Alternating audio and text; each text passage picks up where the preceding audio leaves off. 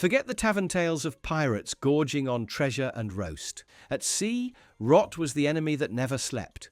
A cracked barrel could turn pork into green slime, biscuits into insect hives, and the air below deck into a stench that clung to every breath. Every meal was a wager with death. Every meal could keep you alive or kill you slow. Salt was their anchor. Meat and fish were entombed in it until the brine burned their mouths raw, while tar-sealed barrels guarded grain against damp and vermin. One leak, and weeks of food dissolved overnight.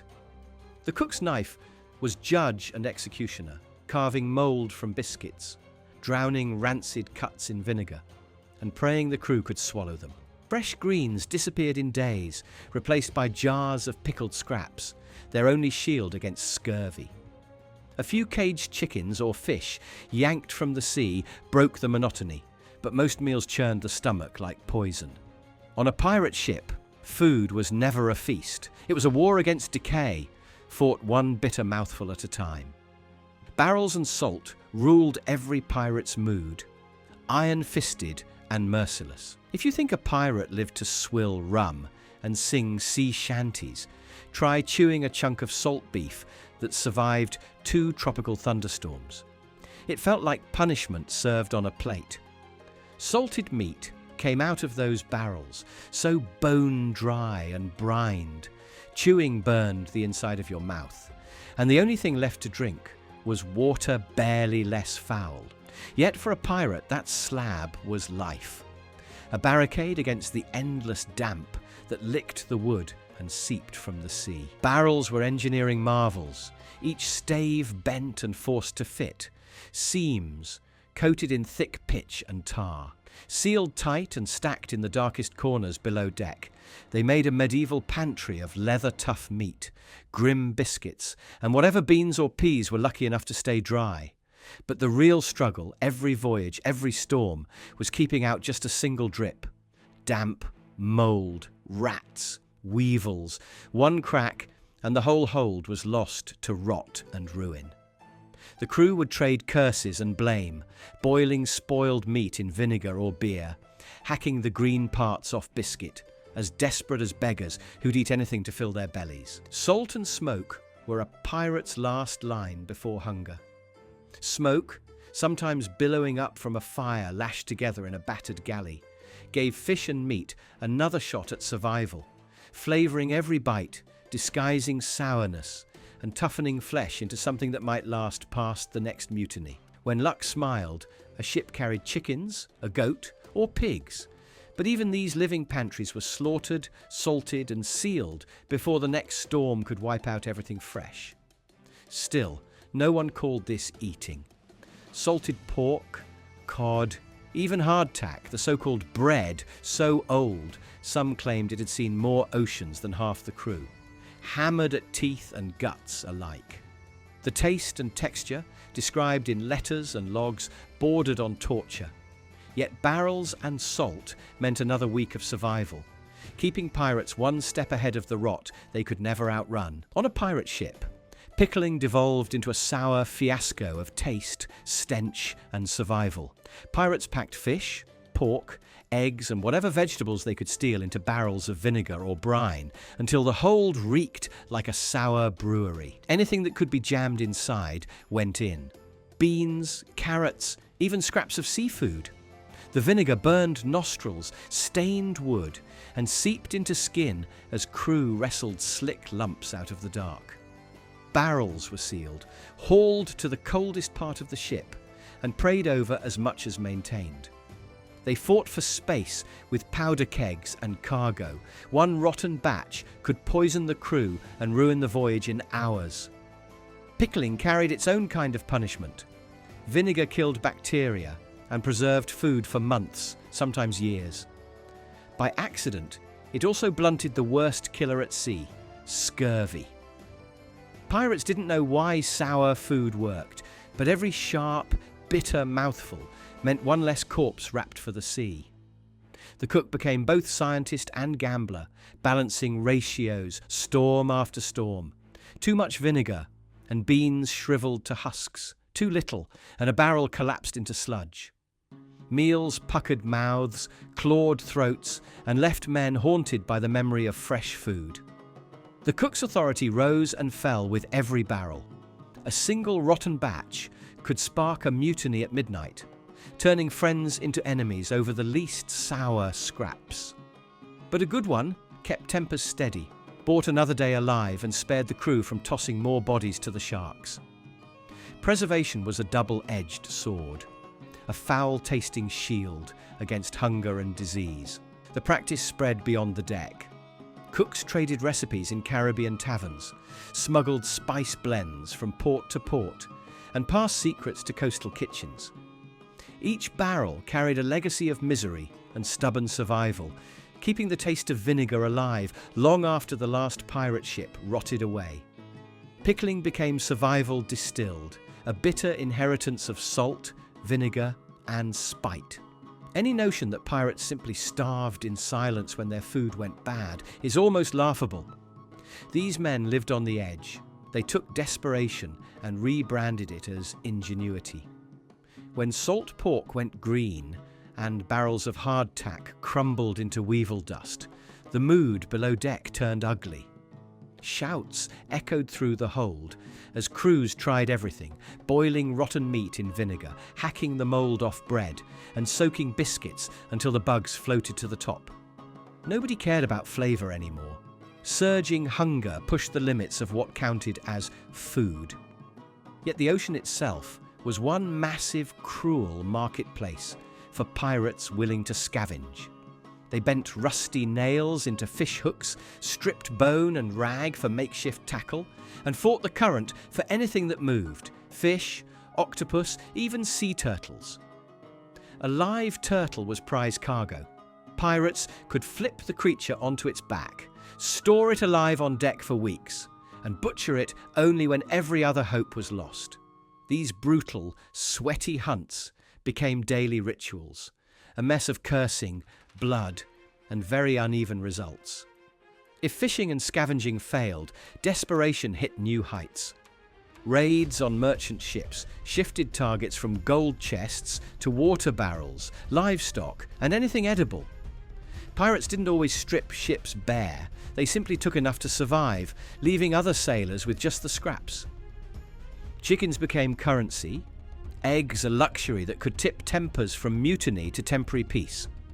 Some ships lucked into Caribbean prizes. Sugar, coffee, tropical fruit brought moments of celebration on decks, usually ruled by monotony.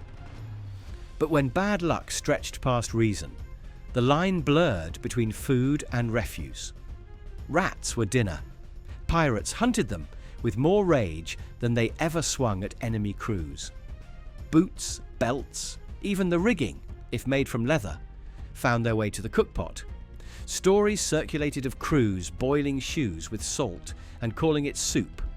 Sawdust was added to whatever flour remained, shaping bread so dense and flavourless it felt like chewing splinters. Morale shattered, but survival instincts bent the crew toward the same grim goal: make it one more day by any means necessary. For a pirate, food was never guaranteed, neither its safety nor its existence.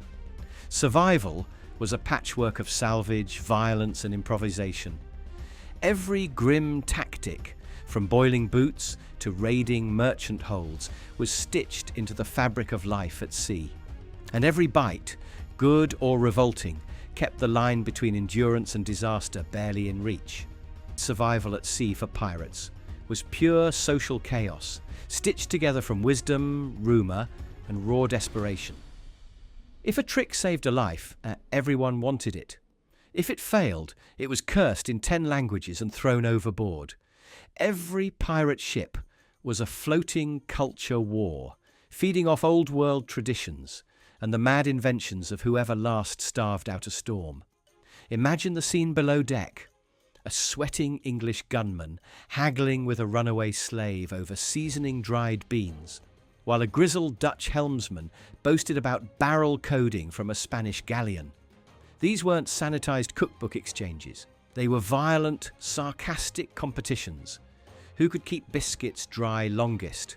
whose pemmican didn't turn green, which spice mixture repelled the most insects, who could roast a rat and make it edible for 2 meals in a row. Recipes were won in fistfights, bartered for with stolen rum, or lifted off dead rivals. They weren't just notes, but bitter survival contracts. Markets were spy nests. Cooks crept into port stalls, tasted things with fingers, pestered rival crews for hints about salt ratios or drying techniques, then bragged in taverns by waving around bits of dried shark or bags of mystery beans. Secrets like cat for rat patrol or herbs for barrel bugs spread faster than actual food. The cleverest pirates sometimes left behind the old trade routes entirely, following local farmers and fishermen to steal the best methods for keeping mould at bay. Those new tricks didn't just feed their ship, they ended up shaping local cuisine, so that generations later, brined cod or sour beans in a Caribbean village held echoes of pirate desperation. The power of food knowledge on board was total. Forget captains barking orders. If the cook knew what to do, morale shifted, men followed, loyalty bound by memories of not starving. When a technique failed and a barrel burst, the fallout was instant. Curses, threats, brawls. But when someone invented a way to keep beef edible months past its prime, he became the secret master of the deck. Even years later, the rhythms born in pirate misery lived on. Port markets grew louder. Locals argued about salt and dryness. Every old sailor told stories of the crew that ate nothing but whale fat and survived a hurricane. Far from dying with their ships, pirate preservation tricks became wired into the kitchen culture of places pirates had once terrorized or called home. Districts competed to refine brining, smoking, drying, pickling, turning suffering into pride. On a pirate vessel, every meal told a story. Every spice, barrel, and salted fish slab carried both the agony and ingenuity of men who refused to give rot its victory. Ruthlessness, yes, but also endurance handed down, mouthful by mouthful. Surviving the sea meant paying a steep price in spirit, gut, and friendship. No pirate relished the taste of salted flesh or hardtack, the legendary ship biscuit, so tough it threatened to shatter teeth. The monotony of the diet drilled itself into every man, draining joy from meals and turning dining into another punishment. Toothless pirates chewed as slowly as old dogs, swallowing chunks of biscuit softened in the same brine that preserved their beef, while hunger twisted every flavour into a sick parody of food. The daily grind was bitter. On some ships, men counted the days, since anyone tasted something truly fresh. Vegetables, eggs, or meat, not salted beyond reason. Fights broke out over scraps that seemed a little less spoiled, and the politics of rationing turned aggressive. Cooks, caught between rotten barrels and angry crews, became both scapegoats and heroes.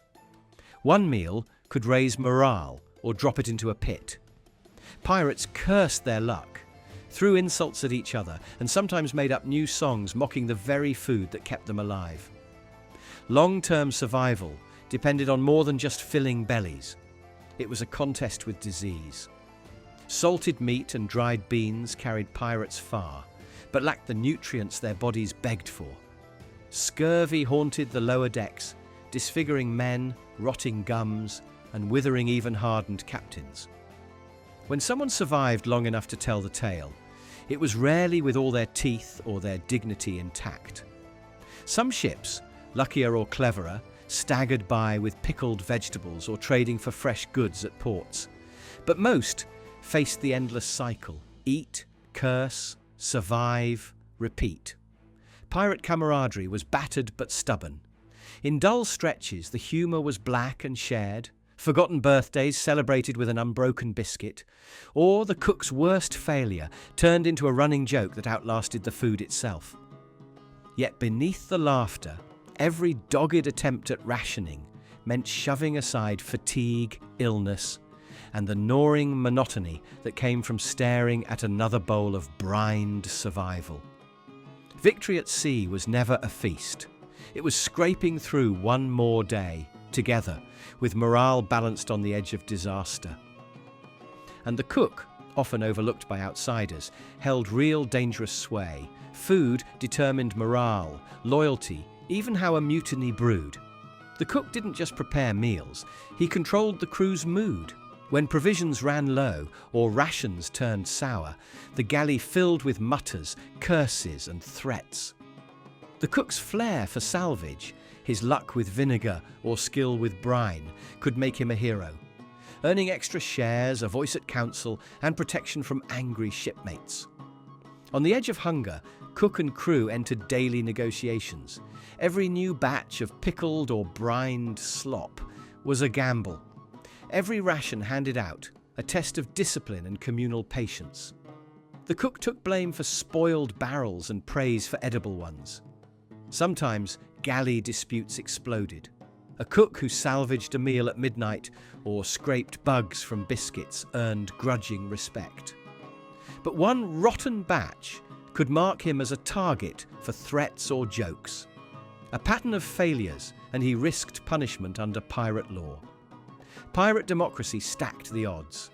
The captain was top dog in battle, but the cook's expertise made him vital in daily life alongside the elected quartermaster, boatswain and gunners.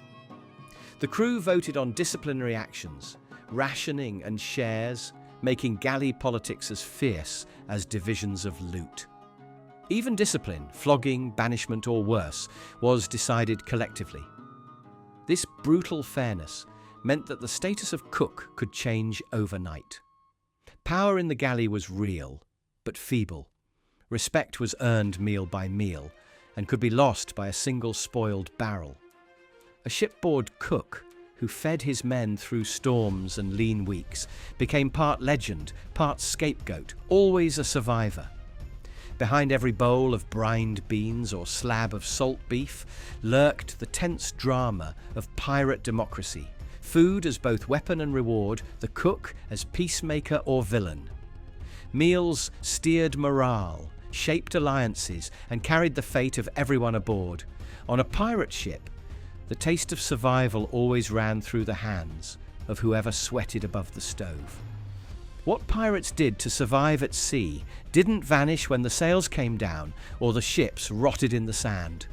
The brine, vinegar, smoke, and wild improvisations of desperate crews became the backbone of coastal food culture across continents. Every port touched by pirates inherited their preservation tricks. Markets echoed with the slap of barrels. Kitchens clung to the sharp tang of vinegar, and local recipes taught what it took to keep food alive beyond hope. Pirate-created methods outlasted pirate lives. Caribbean cooks salted fish and pork, not for taste, but because the barrels really did keep food good in brutal heat. Pickling blended into dockside traditions. Pickled beans, peppers, vegetables crammed into barrels and jars, just as pirates had done. Proof that pure necessity always cuts deeper than culinary flair. Even alcohol found its use storing fruit through the hottest months, and sailors lucky enough to bring home a barrel from raids spread the knowledge from island to island. The legacy isn't pretty. No local ever called brined meat a delicacy, but they ate it proudly, knowing its roots came from centuries of scraping through storms and blockades. Even now, bones and barrels found on wreck sites tell the story of stubborn survival. Every dusty recipe, every old sea tale about salt and smoke, carries the mindset pirates honed out of crisis. Preserve everything, trust nothing, fight rot no matter the cost. In the Caribbean, Mediterranean and beyond, every sailor hoping to last a season on the waves owes a debt to pirates, their agony and the bitter, gritty wisdom they left behind.